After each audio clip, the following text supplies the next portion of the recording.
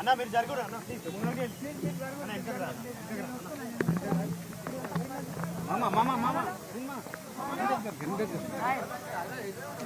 అన్న side side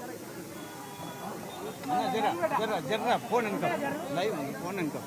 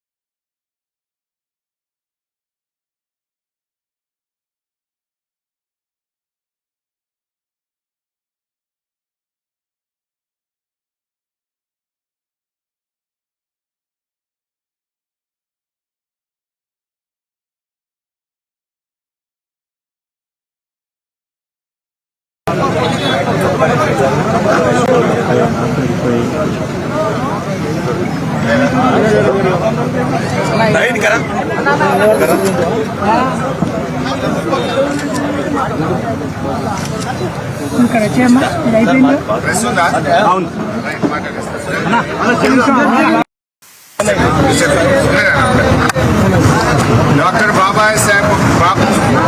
doctor Babasaheb Ambedkar గారు ఈరోజు చీకట్లో ఉన్నటువంటి వారికి వెలుగు చూపిన మహనీయుడు అంబేద్కర్ గారు.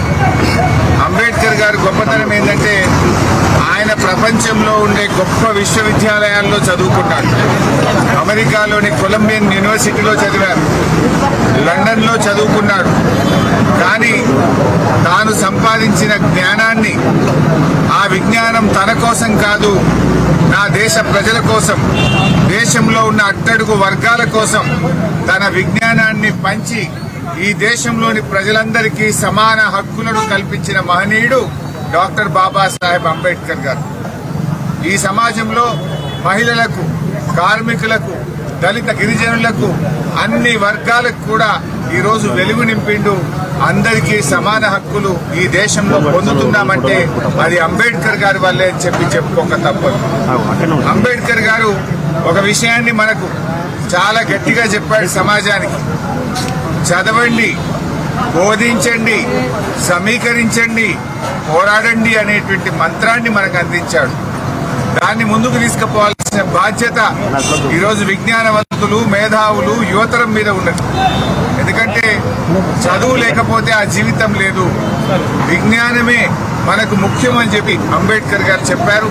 అందువల్ల పిల్లల్ని బాగా చదివించండి, చదువుకున్న వారు మరి బోధించండి, సమీకరించండి, సమాన హక్కుల కోసం ఎక్కడైనా వివక్ష జరిగితే దానికోసం పోరాడండి అనేటువంటి ఒక మంత్రాన్ని అంబేద్కర్ గారు అందించారు.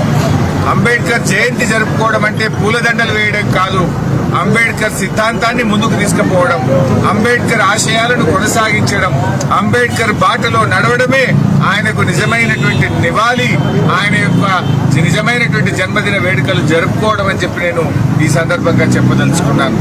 నిజంగా ఇవాళ తెలంగాణ రాష్ట్రం వచ్చిందంటే కూడా అది డాక్టర్ బాబాసాహెబ్ అంబేద్కర్ దయ అని చెప్పుకోక తప్పదు.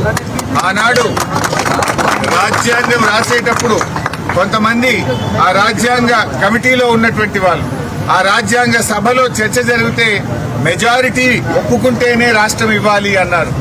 కానీ ముందు చూపుతో డాక్టర్ బాబాసాహెబ్ అంబేద్కర్ గారు మెజారిటీ అంటే మరి చిన్న వాళ్ళు నలిగిపోతారు, రాష్ట్రాలు ఎప్పటికీ ఏర్పడవని చెప్పి మెజారిటీ అనే పదాన్ని తీసివేసి ఆనాడు అంబేద్కర్ గారు ఆర్టికల్ 3ని రాజ్యాంగంలో పొందుపరిచాడు.